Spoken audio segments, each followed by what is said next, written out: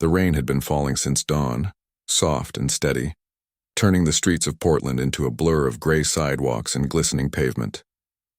Inside the little cafe tucked between a bookstore and a flower shop, the air smelled like warm cinnamon, roasted coffee beans, and the faint sweetness of vanilla syrup. Steam curled from the espresso machine, and soft indie music played from an old speaker behind the counter.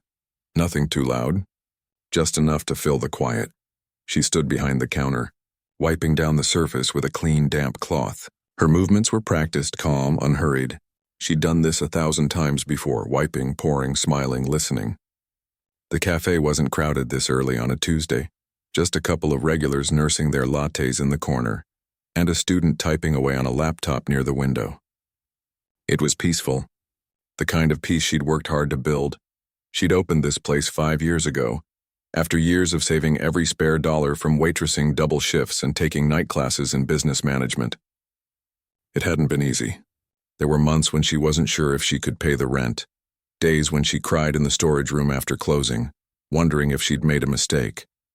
But she kept going, for herself and for the small boy who waited for her at home, with drawings taped to the fridge and a stuffed rabbit missing one ear. Now, Haven Brew wasn't just surviving, it was thriving. Not in a flashy viral kind of way, but the steady, honest kind that came from good coffee, kind service, and a space where people felt seen. She'd named it Haven because that's what she needed when she started, a safe place. And somehow, without planning it, she'd created one for others too.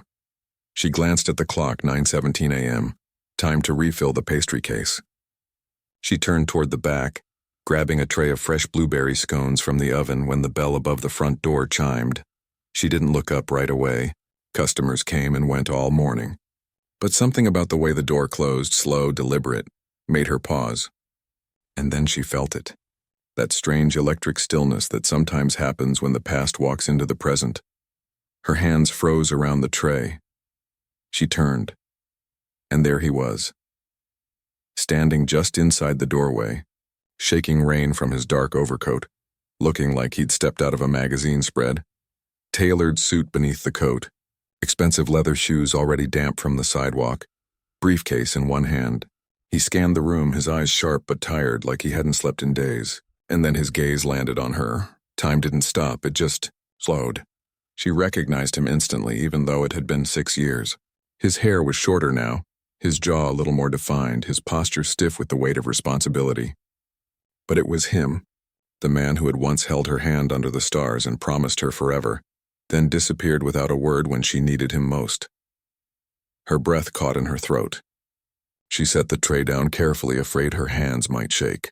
She told herself to stay calm. He was just a customer. Maybe he didn't even remember her. Maybe he was in town for a conference and wandered in by accident. Portland wasn't that big after all. But then he walked toward the counter. Each step echoed in the quiet cafe, though no one else seemed to notice. The student kept typing. The regulars kept chatting. Only she felt the shift in the air, like the whole room had tilted on its axis. He stopped a few feet away.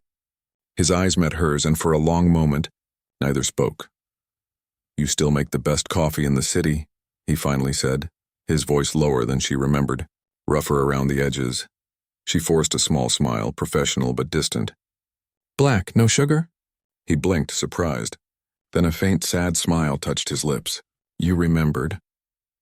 "I remember a lot of things," she said quietly, turning to the espresso machine before he could see the flicker of hurt in her eyes. She started pulling a shot, her movements automatic, though her heart pounded like a drum against her ribs. He watched her, silent for a beat. "How have you been?" "Good," she said simply. "Busy, you?" "Complicated." She nodded, not looking at him. Complicated, that was one word for it. She knew from the occasional news article or business podcast she overheard at the gym that he'd done well for himself. Very well. CEO of a tech company that had gone public 2 years ago. Forbes cover. Speeches at global conferences. A life that looked perfect from the outside. She handed him the coffee in a ceramic mug. No to-go cup. She didn't want him to leave too quickly, not yet. Not without understanding what he'd missed. He took it, fingers brushing hers for just a second. Either pulled away fast, but neither lingered either. It was like touching a ghost. "Nice place," he said, glancing around. "You built this?" Yeah, she said, wiping the counter again, though it was already clean. From the ground up. Impressive. It wasn't easy. I can imagine. There was so much she wanted to say. Where were you when I was alone? When I gave birth in a hospital room with no one holding my hand? When I sold my car to pay for diapers? But she swallowed the words. Anger wouldn't help now, not here. Not with him standing in her cafe like he belonged. Instead, she asked, "What brings you to Portland?" "Business," he said. "A meeting downtown. I saw the sign on my way and thought I'd stop in." She nodded. Of course, just passing through. Like he always had. He took a sip of coffee, then looked at her again. Really looked. "You look happy." "I am," she said, and meant it. Most days. He opened his mouth like he wanted to say more, but before he could, a small voice called out from the back corner. "Mama?" Both of them turned. At a small table near the window, a little boy sat with a stack of coloring books and crayons spread out in front of him. He was 5, with messy brown hair, bright eyes, and a smudge of blue crayon on his cheek. He'd been quiet all morning, absorbed in his drawings, waiting patiently while his mom worked. Now he looked up, curious, at the man standing at the counter. The man froze. His coffee cup stopped halfway to his lips. His eyes locked onto the boy, really locked on, like he was seeing something impossible. His breath hitched. His knuckles whitened around the mug, because the boy looked just like him. Same shape of the eyes. Same tilt of the head when curious. Even the way he held his crayon, between his fingers like a pencil, not a fist. The boy blinked, then tilted his head. He didn't know this man, but something about him felt familiar, safe even. And then, without thinking, with the innocent certainty only a child can have, he smiled and said, "Daddy?" The word hung in the air like a bell ringing in an empty room. Silence. The student stopped typing. One of the regulars looked up. Even the music seemed to fade. She felt the blood drain from her face. Her stomach dropped. She hadn't told him. She'd never told anyone to tell him. She'd made a choice long ago, to protect her son from a man who might not want him, and to protect herself from more heartbreak. But now, in this quiet cafe on a rainy Tuesday morning, the truth had spoken for itself, in the voice of a child who didn't know any better. The man stood completely still. His eyes filled with something she couldn't name, shock, wonder, guilt, hope, all swirling together. He looked from the boy to her, then back again, like he was trying to solve a puzzle that had just rewritten itself. She took a slow breath, walked around the counter and knelt beside her son. "Hey, sweetie," she said gently, brushing the crayon smudge from his cheek. "This man is just a customer, remember? We don't call strangers daddy." The boy frowned, confused. "But he looks like the picture." Her heart stopped. The picture. She kept one photo of him, just one, in a drawer at home, a college snapshot, both of them laughing on a picnic blanket. She'd shown it to her son once, months ago, when he asked about his father. "That's him," she'd said softly. "He lives far away." She hadn't thought he'd remember. Now the man's eyes widened. He'd heard. He understood. She stood, pulling her son close, shielding him slightly with her body. Not out of anger, but instinct. Maternal instinct. The same instinct that had kept her going through sleepless nights and empty cupboards. "I'm sorry," she said to the man, her voice low but steady. "He doesn't know you." He set the coffee down on the counter, his hand trembling just slightly. "Does he—" He couldn't finish the sentence. She met his gaze. No lies now. Not with the truth sitting right there in a tiny chair, coloring a sun with 8 rays. "Yes," she said simply. "He's yours." The man swayed like he'd been struck. He gripped the edge of the counter to steady himself. His face went pale, then flushed red. Emotions flickered across his features, disbelief, regret, awe. "I didn't know," he whispered, almost to himself. "I swear I didn't know," she believed him. Not because she wanted to, but because the pain in his voice was real, and because she knew deep down that if he had known, he would have come. Maybe not right away, but eventually. He wasn't cruel, just scared, just human. She looked at her son, who was now watching the man with wide, curious eyes. "Leo," she said softly, "why don't you go finish your drawing? I'll be right here." The boy nodded and turned back to his paper, humming a little tune. She turned to the man again. "You should go," she said, not unkindly. This is a lot. For both of us." He nodded slowly, still dazed. Can I come back? She hesitated. Part of her wanted to say no, to shut the door on the past once and for all. But another part, the part that watched her son draw pictures of a family with 3 stick figures, knew that wasn't fair. Not to Leo. Tomorrow, she said finally. Same time. And we'll talk, properly. He nodded again like he was memorizing her words. Then he turned and walked out, the bell chiming softly behind him. She watched him go, rain soaking his shoulders as he disappeared down the street. Then she turned back to her son, who was now drawing a new picture. A man with a coffee cup, standing next to a woman and a boy all holding hands under a big yellow sun. Her eyes filled with tears, but she smiled. The past had walked in, but maybe, just maybe, it was here to stay. The cafe closed at 6, but she stayed late that night. The rain had stopped, leaving the streets slick and glistening under the streetlights. She wiped down tables, refilled sugar jars, swept crumbs from the floor, anything to keep her hands busy and her mind from spinning. But no matter how hard she scrubbed, she couldn't erase the image of his face when Leo had said that one word. Daddy. She hadn't planned for this. Not ever. She'd built a life where she didn't need him, where her son had everything he required. Love, safety, bedtime stories, pancakes on Sundays. She'd told herself it was enough, and for years it had been. But now, standing in the quiet cafe with the chairs stacked on tables and the espresso machine silent, she felt the ground shift beneath her feet. Leo was asleep at home, curled up with his stuffed rabbit, dreaming of crayon suns and coffee shops. He didn't understand what had happened today. He just saw a man who looked like the photo in the drawer and called him what his heart told him to call him. Simple, honest, brutal. She locked the front door and turned off the lights, her reflection ghostly in the darkened window. Tomorrow he'd be back, and she'd have to explain everything, not just to him, but to herself. He didn't sleep that night either. Back in his hotel room downtown, he sat by the window in the dark, still in his suit, staring at the city lights below. His phone buzzed with messages, emails, calls from his assistant, a board meeting reminder for Thursday, but he ignored them all. None of it mattered now. All he could see was the boy's face.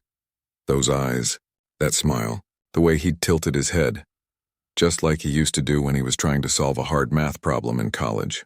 It was like looking into a mirror from 6 years in the future. He'd left her when she was 6 months pregnant, not because he didn't care. Not because he was cruel, but because he was terrified.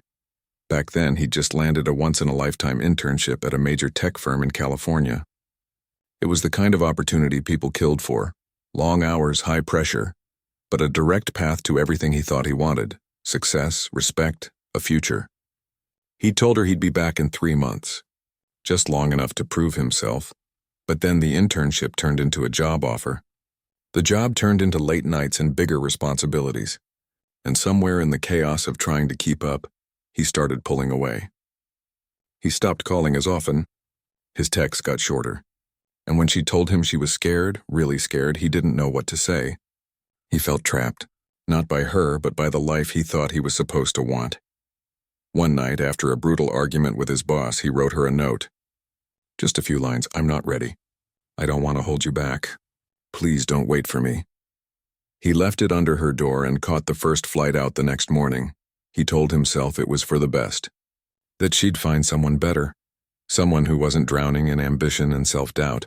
He buried himself in work, climbed the ladder faster than anyone expected, and built a life that looked perfect from the outside.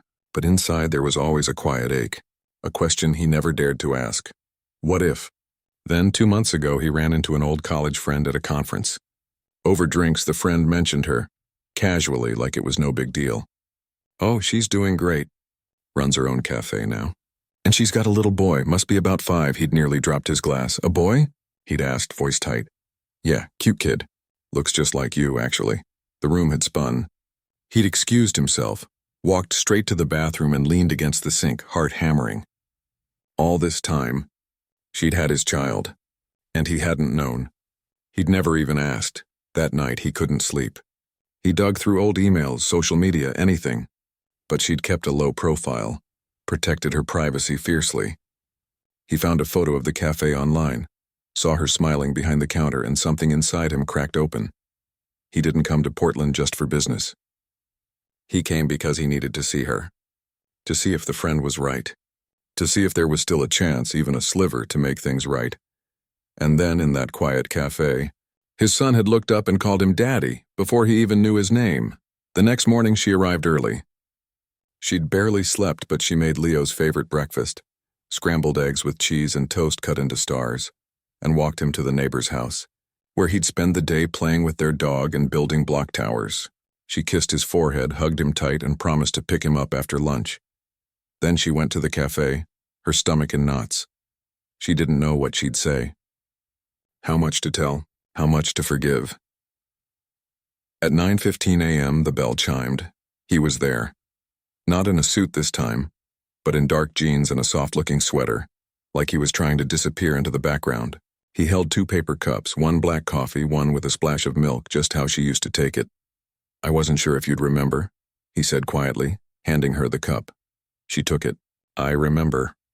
They stood in silence for a moment, the steam from the cups curling between them. "I brought something," he said, reaching into his coat pocket. He pulled out a folded piece of paper, yellowed at the edges, creased from being opened and closed too many times. Her breath caught. It was the note, the one he'd left under her door all those years ago. "I kept it," he said, "not as a reminder of what I did right, but what I did wrong." She didn't take it. She just looked at it, then at him. "Why now?" "Because I finally grew up," he said simply. "Too late, maybe. But I'm here." She nodded slowly, then gestured to a table by the window, the same one Leo had been at yesterday. "Sit." He did. She sat across from him, her coffee warming her hands. Outside, the city woke up. Cars passed, people walked dogs, a delivery bike zipped by with a basket full of flowers. Normal life.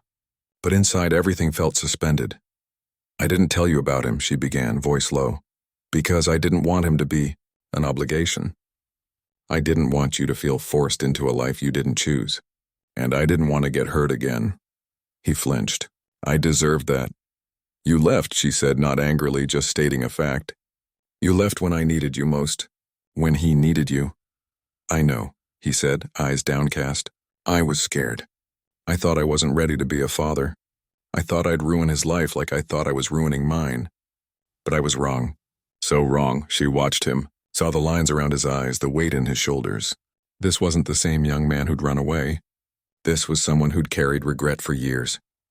"His name is Leo," she said softly.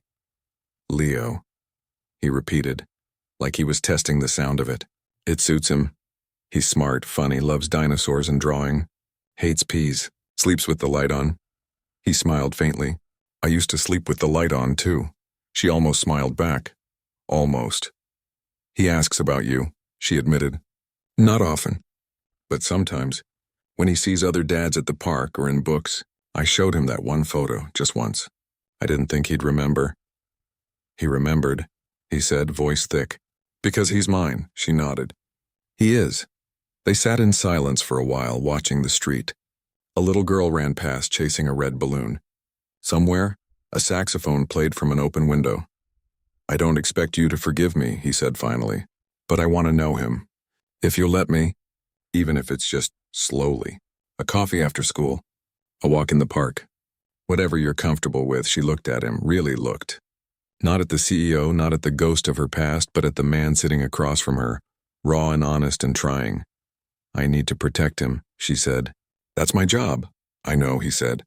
"And I'll respect whatever boundaries you set. But please, don't shut me out completely." She thought about Leo's drawing last night, the 3 stick figures holding hands. He didn't know his father, but he wanted to. "Okay," she said at last. "You can come by tomorrow. After school. He gets out at 3. I'll bring him here. You can say hello properly." Relief washed over his face, so deep it made his eyes glisten. "Thank you. But," she added, firm now, "no promises, no expectations. We take it one day at a time." "One day at a time," he agreed. He stayed for another 20 minutes, just talking. About the weather, the cafe, how Portland had changed. Normal things, safe things. When he left, he didn't look back. But she saw the way his shoulders were a little lighter, like a burden had been shared, if not lifted. That afternoon, she picked up Leo. On the walk home, he chattered about the dog next door and the tower he'd built that reached his chin. "Mama?" he asked suddenly, swinging her hand. "Yes, sweetie. Is the coffee man coming back?" She stopped walking, looked down at him. His eyes were wide, hopeful. "Yes," she said softly. "He is. Is he really my daddy?" She knelt so they were eye to eye. "Yes, Leo, he is." The boy's face lit up like sunrise. "Will he read me a story?" "I think," she said, smiling through the lump in her throat, "he'd like that very much." And for the first time in years, she let herself imagine a future where her son didn't just have a photo in a drawer, but a father who showed up. Not perfectly, not without mistakes, but present, trying, because sometimes that's enough. The next afternoon, the cafe was quiet, the kind of quiet that comes just before the after-school rush. She'd cleaned the place twice that morning, rearranged the chairs 3 times, and made a fresh batch of chocolate chip cookies, even though she didn't usually bake on weekdays. Her hands wouldn't stop moving. Nervous energy buzzed under her skin like static. Leo sat at their usual table, coloring with intense concentration. He'd picked out his favorite dinosaur shirt and combed his hair. Well, as much as a 5-year-old could comb it. He kept glancing at the door, then back at his drawing, then at her. "Is he coming soon?" he asked for the 3rd time. "Soon," she said, wiping her hands on her apron even though they were already clean. He said 3 o'clock. It was 2:58.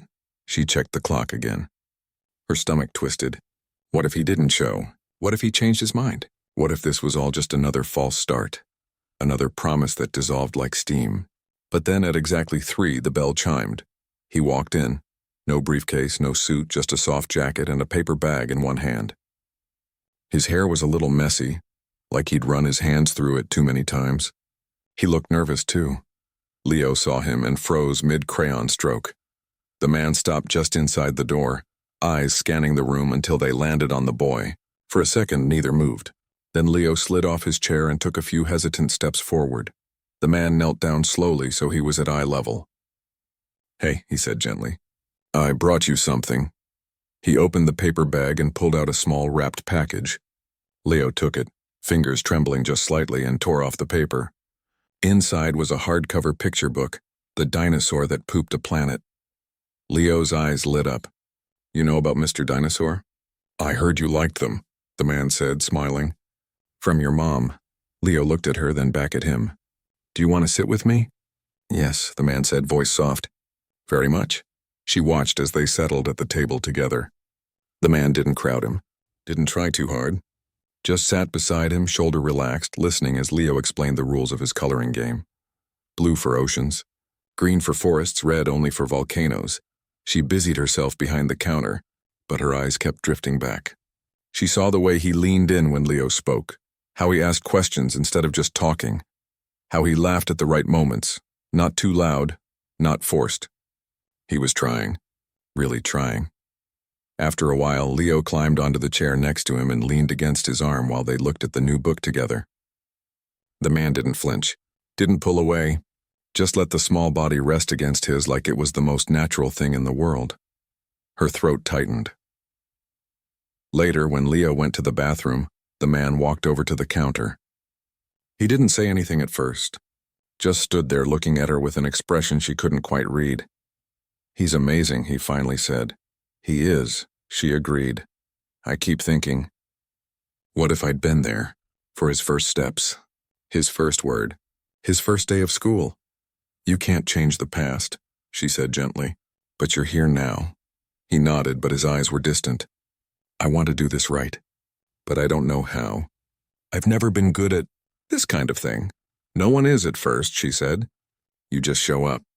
You listen. You love him, even when it's messy." He looked back at the table where Leo was now washing his hands at the little sink in the corner. "I already do." She believed him. Over the next few days, he came by every afternoon. Sometimes he stayed 10 minutes, sometimes an hour. He never pushed, never asked for more than she offered. He brought books, stickers, a tiny toy T-Rex that roared when you pressed its belly. Leo started waiting by the window, jumping up whenever the bell rang. One rainy Thursday, the cafe was nearly empty. Leo was building a tower out of sugar packets when the man walked in, soaked from the downpour. "Forgot my umbrella again," he said, shaking water from his sleeves. Leo giggled. You're all wet. Yep, he said, sitting down. Just like a dog. That made Leo laugh even harder. Then, without thinking, he grabbed a napkin and started dabbing at the man's sleeve. Gotta dry you. The man went very still. Not because he didn't like it, but because it was the first time his son had touched him without being asked. A small gesture, but huge in its own way. Later, as they walked home together, Leo holding one hand, her holding the other, the boy chattered about how his daddy knew all the dinosaur names, even the hard ones. That night, after Leo was asleep, she sat on the porch with a cup of tea. The man had offered to walk her home, but she'd said no. Not because she didn't want him to, but because she needed space to think. She heard footsteps on the sidewalk. He stopped at the edge of her porch, hands in his pockets. I didn't mean to overstay, he said. You didn't, she said. He had fun. He called me Dad today, he said, voice barely above a whisper. When we were leaving, just, bye, Dad. Like it was normal. She smiled. It's becoming normal. He took a step closer. I've been thinking. I don't want to just be the guy who shows up for cookies and leaves. I want to be part of his life. Really part of it. She looked at him. What are you saying? I've been talking to my team, he said. I'm going to start working remotely more often. I can be here 2, maybe 3 weeks a month. I've already found an apartment not far from here. Nothing fancy, just close. She was quiet for a long moment. That's a big change. I know, he said. But I've spent my whole life chasing things that didn't matter. Now I finally know what does. She looked down at her tea. It's not just about being here, you know. It's about showing up when it's hard. When he's sick at 2 a.m., when he fails a test. When he's angry or scared or doesn't want to talk. That's the real work. I know, he said. And I'm ready to do it, she believed him. Not because he said it, but because she'd seen it. In the way he listened, in the way he waited, in the way he let Leo set the pace. Okay, she said. Then stay. He didn't smile right away. Just nodded like he was making a promise to himself as much as to her. The next week, things shifted. He started coming by in the mornings too, before his video calls. He'd bring pastries from the bakery down the street and sit quietly in the corner with his laptop, while Leo ate breakfast at the counter. Sometimes he'd help wipe tables or refill the creamer jars, small things, but they mattered. One Saturday, he showed up with a toolbox. The espresso machine's been acting up, he said. Mind if I take a look? She raised an eyebrow. Since when do you fix coffee machines? I watched a lot of YouTube videos last night, he admitted with a sheepish grin. She laughed, really laughed, for the first time in years. He spent 2 hours tinkering with the machine, getting coffee grounds in his hair and grease on his shirt. Leo sat on the counter, handing him tools like a tiny assistant. When the machine finally hissed to life, spitting out a perfect shot of espresso, Leo cheered like they'd won a championship. That night, she found him sitting alone at a table after closing, staring at his phone. Everything okay? She asked. He looked up. My assistant just sent me the quarterly report. Profits are up again. And that's bad? No, he said. It's just, it doesn't feel like enough anymore. She sat across from him. You don't have to choose between your work and him, you know. You can have both, just differently, he nodded. I'm learning that. A few days later, Leo got a stomach bug. She called the man in a panic at 1 a.m. Leo was burning up, refusing to drink water, crying for Dad. He was at her door in 15 minutes, still in his pajamas, carrying a bag of ginger ale and children's fever medicine. He didn't say much, just took Leo from her arms, held him close, and sang a quiet, off-key lullaby she'd never heard before. Leo calmed instantly, his little fingers clutching the front of his shirt. She watched from the doorway, tears in her eyes, as the man she'd once thought would never come back rocked her son through the worst of it. By morning, Leo's fever had broken. He was weak but smiling, wrapped in a blanket on the couch with his father reading to him. She made coffee and handed a mug to the man. Their fingers brushed. Thank you, she said. He looked up, eyes tired but warm. For what? For showing up, he held her gaze. I'm not going anywhere. And for the first time, she truly believed it. Later that week, she found a note tucked under her coffee cup at the cafe. Just 2 lines written in his messy handwriting. Thank you for giving me a second chance. I won't waste it. She folded it carefully and put it in her pocket, right next to the old note he'd left all those years ago. Because sometimes, the same hands that break your heart can also help put it back together. Slowly, carefully, with love. The weeks passed like pages turning in a well-loved book. Quiet, steady, full of small moments that added up to something bigger. He kept his word. Showed up every day, not with grand gestures but with consistency. He was there when Leo scraped his knee chasing pigeons in the park. He was there when the cafe's Wi-Fi went down during a busy lunch rush, calmly resetting the router while balancing a tray of drinks. He was there on Sunday mornings, sitting cross-legged on the living room floor, helping Leo build a cardboard spaceship that took up half the room. She watched him, not with suspicion anymore, but with cautious hope.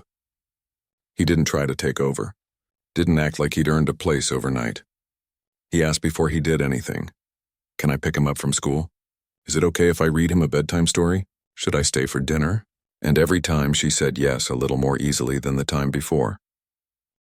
One afternoon, as they cleaned up after closing, he leaned against the counter and said, "You know, I've been thinking about your expansion plans."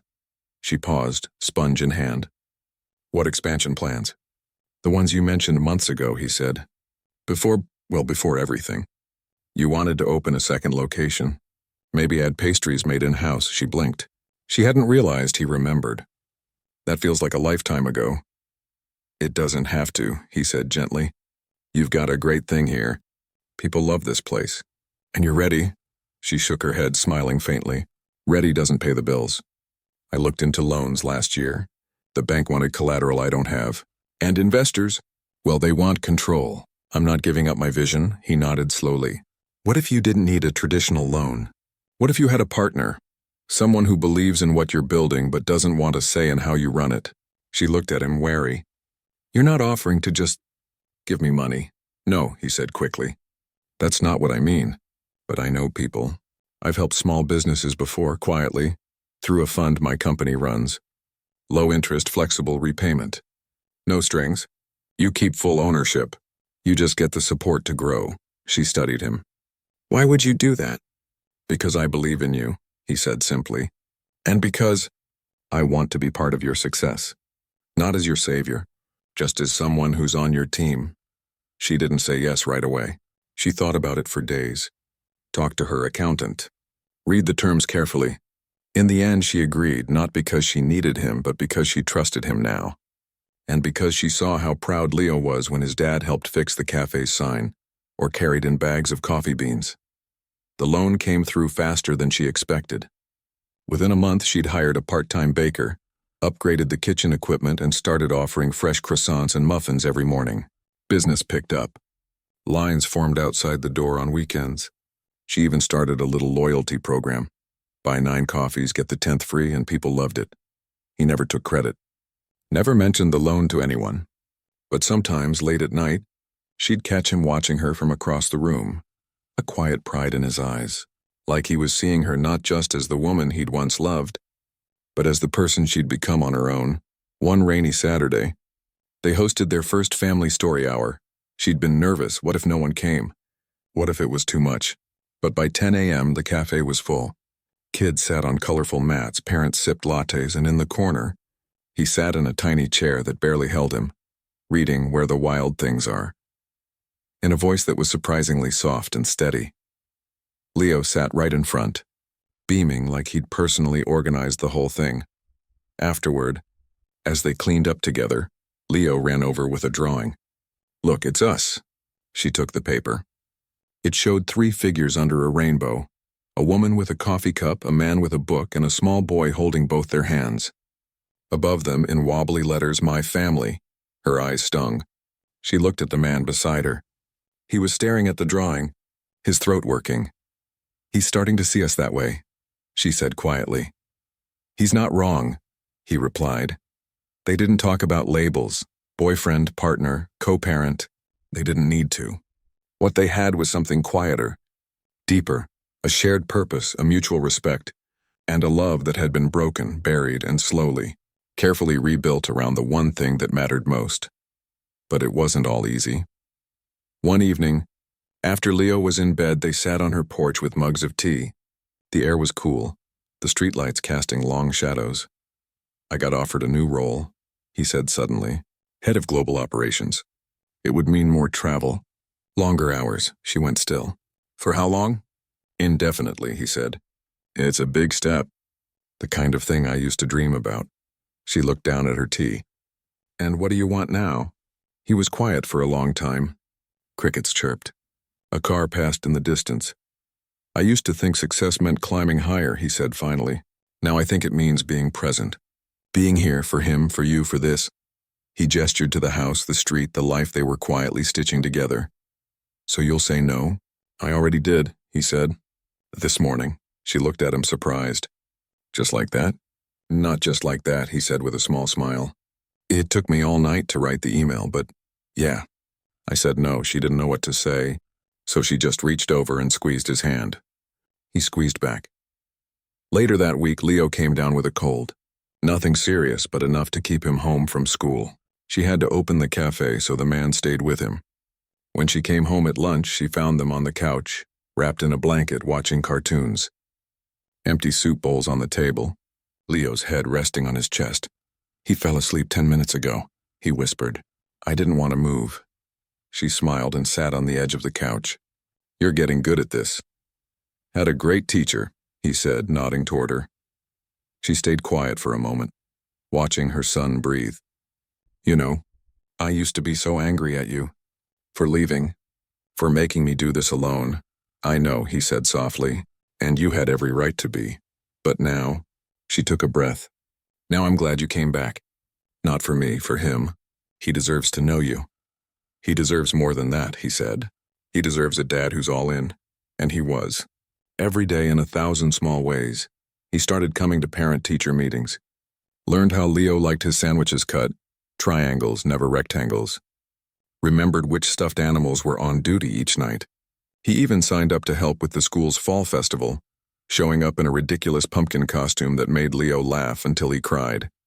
She noticed how Leo stood a little taller when his dad was around, how he'd say things like, my dad helped me build this, or my dad says I'm brave, like having a father was the most natural thing in the world. And maybe, in some ways it was becoming that. One afternoon, as they walked home from the park, Leo skipping ahead with a dandelion in his hand, she turned to the man beside her. Do you ever wonder what would have happened if you'd stayed? She asked. He thought for a moment. All the time. But I can't change that. All I can do is make sure the next chapter is better. She nodded. I think it already is. They didn't talk about the past much anymore. Not the hurt, not the regrets. They were too busy building something new, something real. One evening, after tucking Leo in, they sat on the back steps, sharing a bag of stale cookies they'd found in the pantry. He asked me today if we were going to live together, he said, voice low. She froze. What did you say? I told him that grown-ups need to figure things out slowly, that we're taking our time. She let out a breath she didn't know she was holding. Good answer. I didn't want to promise something I couldn't deliver, he said, or something you weren't ready for. I'm not sure what I'm ready for, she admitted, but I know I'm glad you're here. He looked at her then, not with longing, not with pressure, but with a quiet understanding. Me too. The night was still. Stars blinked overhead. Somewhere down the street a dog barked. Inside the house, Leo murmured in his sleep. They sat in comfortable silence, two people who'd been broken, then found their way back. Not to what they were, but to something new. Something stronger. Because love isn't always about grand reunions or perfect apologies. Sometimes it's about showing up on a Tuesday afternoon with a dinosaur book, about fixing a coffee machine at midnight, about choosing every single day to stay, and that was enough, more than enough. The morning of the first family story hour at the newly expanded side room of the cafe started like any other, with spilled milk, mismatched socks, and the sound of a 5-year-old singing loudly in the shower. She stood at the kitchen counter, packing snacks into a small backpack, while he tied Leo's shoes for the 3rd time. He keeps wiggling, the man said, laughing under his breath. He's excited, she replied, ruffling Leo's damp hair as he bounced on his toes. Today's a big day, it was. 6 months ago, the idea of hosting a community event in her cafe would have felt impossible. Now the little side room, once used for storage, had been transformed into a cozy reading nook with soft rugs, beanbags, and shelves full of children's books. She'd painted the walls a warm yellow, hung string lights, and even built a tiny stage out of reclaimed wood, all with help from him, who'd shown up every weekend with tools, paint cans, and endless patience. He hadn't taken over. He'd asked what she needed, then quietly made it happen. Now, as they walked to the cafe together, Leo skipping ahead, clutching a drawing he'd made for the event, she felt a quiet kind of peace settle over her. Not the kind that comes from everything being perfect, but from knowing that the people you love are right where they're supposed to be. The cafe was already buzzing when they arrived. Parents chatted by the counter, kids played with wooden blocks near the window, and volunteers from the neighborhood helped set up chairs. A local bakery had donated muffins. A musician friend brought a guitar. It felt less like a business event and more like a gathering of people who cared about each other. She caught his eye across the room. He gave her a small nod. "We did this," and she smiled back. At 10 a.m., it was time. He walked to the little stage, holding the book she'd picked out. The rabbit listened. He looked nervous, adjusting his sweater, glancing at Leo, who sat front and center with wide, proud eyes. Then he began to read. His voice was calm, steady, full of warmth. He didn't rush. He paused at the right moments, made the animal sounds just silly, enough to make the kids giggle. When he got to the part where the rabbit simply sits and listens, he looked up, not at the crowd but at her. And in that look, she saw everything: the apology, the gratitude, the promise.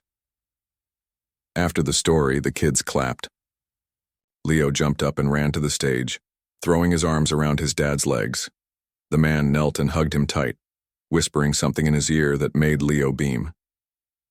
Later, as people milled about, sipping coffee, chatting, letting their kids play, she stood by the pastry case, watching them. Him and Leo, building a tower out of sugar packets again, just like they had months ago. Only now it felt different, natural, like they'd always belonged together. A woman she barely knew, a regular who came in every Thursday for a chai latte, walked up to her. "You've built something special here," she said softly. "It wasn't just me," she replied, glancing toward the stage. "No," the woman agreed, "but it started with you, and that's what matters." She thought about that as she refilled the creamer jars. It had started with her courage, her stubborn hope, her refusal to let life break her. But it had grown because someone finally came back and chose to stay.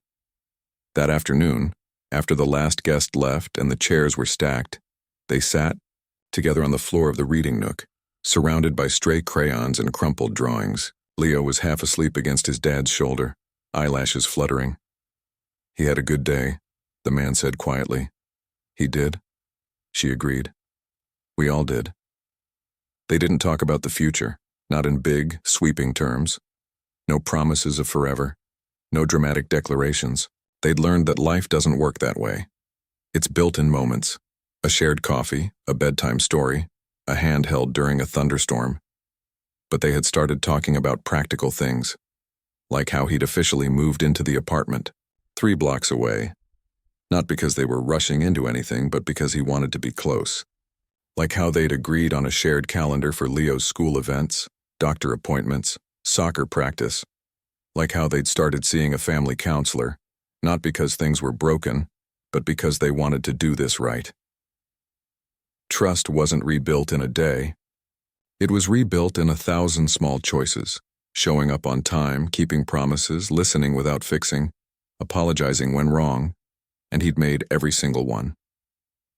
One evening, a few weeks after the story hour, Leo came home from school with a folder full of papers. "Look, Mama, we made family trees." She opened it. At the center was a drawing of Leo with 2 branches coming out, one leading to her, labeled Mama, best cook ever, and the other to a stick figure with a coffee cup and a book, labeled Dad Knows All the Dinosaurs. Beneath it, in careful handwriting, "My family is small but full of love." She showed it to the man that night. He stared at it for a long time, then folded it gently and put it in his wallet. "I keep it with me," he told her later, "so I never forget what matters." She understood, because she kept things too, Not the old note he'd left, but the new ones he wrote. Left extra soup in the fridge. Love you both. Or Leo's soccer game is at 4. See you there. Simple words, real words. Life wasn't perfect. There were still hard days. Days when Leo missed his dad during the week he was back in the city for work. Days when she felt the old fear creep in. What if he leaves again?